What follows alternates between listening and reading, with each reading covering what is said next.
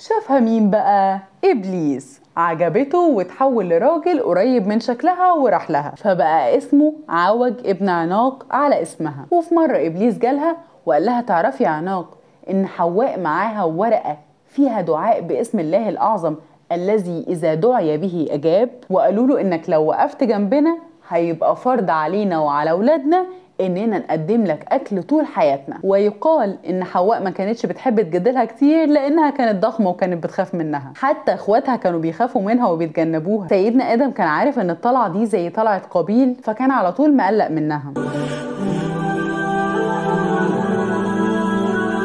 عناق بنت آدم اللي زنت مع أولاد قابيل وجابت ابنها في الحرام، الحكاية اللي ما يعرفهاش كتير. بيقولوا كل حاجة ليها بداية، يعني لو بصينا على إبليس هنلاقيه أول واحد عصى ربنا، قابيل أول واحد يقتل في التاريخ، دي بقى كانت أول ست بتزني على وجه الأرض. على الرغم من إنها بنت آدم وحواء إلا إنها كانت بايظة زي أخوها قابيل. والحكاية بدأت لما حواء جابت في مرة بنت بس، وهي كانت متعودة إنها بتولد توأم بنت وولد. الولادة ساعتها كانت صعبة وحواء كانت هتموت فيها، وفهمت ليه لما شافت البنت دي. البنت كانت مشوهة وشكلها وحش، ايديها كان فيها 10 صوابع وضوافرها طويلة زي المنجل. حواء سمتها عنق أو عناق، كانت مهما ترضاها ما بتشبعش، فكانت بتجيب لها لبن البقر والأغنام وبرضه ما كانتش بتشبع. تعالي كلي دراعي. كانت بتكبر بسرعة رهيبة جدا، يعني اللي بيكبروا طفل في شهر هي بتكبره في يوم. وكل ده كوم، واللي حصل بعد ما تمت السنتين كوم تاني خالص. عناق كانت صعبة جدا، واول ما تحط ايديها في حاجه بتخرب على طول، الحاجه اللي امها تقول لها عليها لا ما تعملش غيرها. ويقال ان حواء ما كانتش بتحب تجدلها كتير لانها كانت ضخمه وكانت بتخاف منها، حتى اخواتها كانوا بيخافوا منها وبيتجنبوها، والمكان اللي بتكون فيه بيقصروا الشر ويبعدوا عنه. عناق كانت استاذه ورئيسه قسم في الاذى، كانت تصحى كل يوم تقول صبحنا وربحنا يا رب، ها بقى هخرب الكون ازاي النهارده. هو نهار شمال، من اول النهار نهار شمال. سيدنا آدم كان عارف ان الطلعة دي زي طلعة قابيل، فكان على طول مقلق منها. وحواء كانت دايما تدعي لها بان ربنا يهديها. عناق حست ان مفيش حد بيطيقها، فكانت بتطلع للصحراء لوحدها تطلع شرها على الحيوانات المفترسة، فكانت تصطادهم وتعذبهم واوقات تاكلهم. شافها مين بقى؟ إبليس. عجبته وتحول لراجل قريب من شكلها وراح لها، وقال لها انه من اولاد اخوها قابيل اللي هرب من سيطرة وخنقة اهله. شكلك وحيدة وعينيكي مليانه حزن، ليه ما تجيش تسكني معانا؟ احنا هنقدرك ونحبك زي ما انتي بدل اهلك اللي مش طايقين لك كلمه دول. عناق ما قلبتهاش حتى في دماغها ومشيت معاه دغري، وهناك لقت كل اللي قلبها يحبه، فواحش وخمر وجميع انواع المنكر. الله، هي دي الحياه اللي انا بتمناها. ايوه كده يا وديع، اخيرا فهمت يا وديع. وكان قلبها بيستعمل حبايب 10، وكل ما حد يطبطب عليها تمشي معاه، وفضلت رايحة جاية مع أي حد زي البطيخة الصيفي. وبقت عناق أول امرأة زانية على الأرض. وبعد فترة لقت نفسها حامل وخلفت ولد سمته عوج، بس ما كانتش تعرف مين أبوه من كتر الرجالة اللي مشيت معاهم.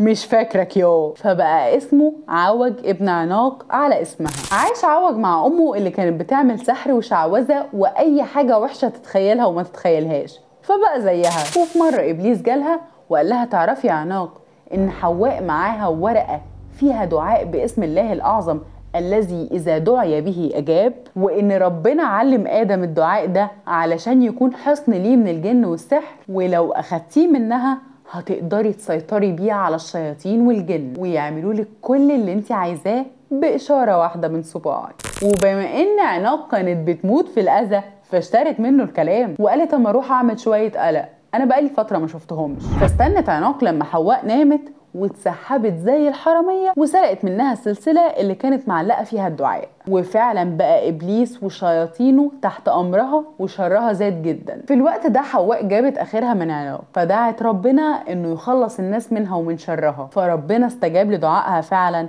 وبعت أسد بحجم فيل افترسها. بس الحكاية ما خلصتش هنا، لأن عناق كانت سايبة حتة منها تكمل مسيرتها. عوج ابن عناق كان بايظ زي اللي خلفته بالظبط، وكان ضخم جدا جدا لدرجة ان وصفه اللي اتقال عنه ما يصدقوش عاقل ولا حتى مجنون. اتقال ان عوج كان ضخم جدا وان طوله وصل ل 3000 ذراع، يعني حوالي 1370 متر، يعني برج خليفة اللي بتقف تحتيه ما بتعرفش تجيب اخره. عوج كان بياخده سلك بيه سنانه. لا، وعرضه كان 333 ذراع، يعني حوالي 152 متر، يعني تقوله ناولني كوبايه الميه يجيبها لك من البيت اللي جنبكم. طبعا وصفه مبالغ فيه ومش صح، لان النبي عليه افضل الصلاه والسلام قال لنا ان خلق الله ادم على صورته، طوله 60 ذراعا فلم يزل الخلق ينقص بعد حتى الان. يعني طول سيدنا ادم كان حوالي 30 متر، وكل اللي هيجي بعده اقصر منه، واحنا اكيد بنصدق كلام الرسول. المهم، اتقال في الروايات ان عوج من كتر ضخامته كان بيحط ايده في المحيطات يطلع بحوض، ما هي السمكه مش هتعمل له حاجه برضه، ويقوم واخده شويه في الشمس، ما هو منه ليها بقى. وبعد ما يخلص غداه يمسك سحابتين يعصرهم يبلع بيهم. ومش وصفه هو بس اللي غريب، لا ده كمان الفتره اللي اتقال انه عاشها عوج عاصر سيدنا موسى، يعني عاش اكتر من 3000 سنه، وكان موجود خلال الطوفان وما غرقش رغم انه كان كافر والميه كانت يا دوب جايه لركبته. وده في الحقيقه موضوع محير جدا، لان القران قال انه ما فضلش على الارض حد كافر. وعوج مش فضل وبس، لا ده عمر كمان وقتل انبياء كتير عددهم عدى 400 نبي. اتقال كمان انه في عهد النبي هود كان بيروح لقريه قوم هود ويسيب لهم خشب على باب القريه، فبيفهموا انه جعان ويطلعوا له اكل وياخدوا الخشب اللي يكفيهم لسنه او اكتر. وفي مره قوم هود الكافرين اشتكوا لعوج من هود والمؤمنين اللي معاه، وقالوا له انك لو وقفت جنبنا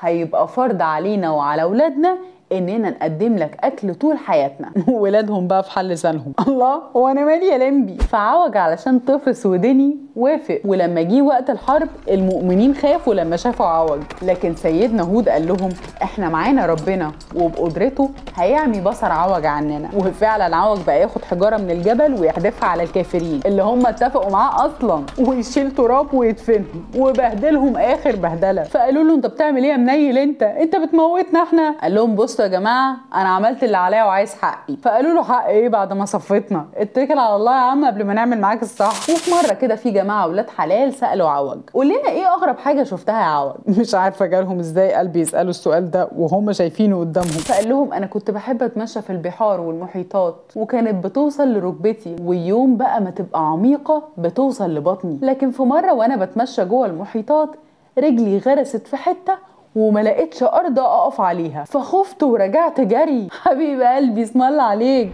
المهم ان عوج عاش كتير ووصل لعهد سيدنا موسى وتواجه معاه بشكل مباشر، وده حصل لما سيدنا موسى وصل أريحة ارض الجبارين، فبعت ال 12 نقيب اللي هم مستكشفين عشان يبصوا بصه. ولما المستكشفين دول كانوا بيلفوا في المنطقه شافهم مين؟ عوج بن عناق، قام ماسكهم ورابط كل واحد فيهم في شجرة وخدهم على البيت. فمراته لما شافته قالت له هو انت لسه هتقتلهم ويجي غيرهم يدور عليهم ونفتح على نفسنا فتوحة؟ انت تسيبهم يمشوا وهم هيقوموا بالواجب. وفعلا ال 12 نقيب رجعوا لسيدنا موسى وحكوا له عن عوج واللي شافوه، فقال لهم ما تقولوش لبني اسرائيل عن اللي شفتوه علشان ما يخافوش اكتر ما هم خايفين. بس كما هو متوقع ما يتبلش في بقهم فوله، وراحوا حكوا وزودوا التاتش بتاعهم. فبني اسرائيل رجعوا وقالوا لسيدنا موسى انهم مش هيدخلوا الارض.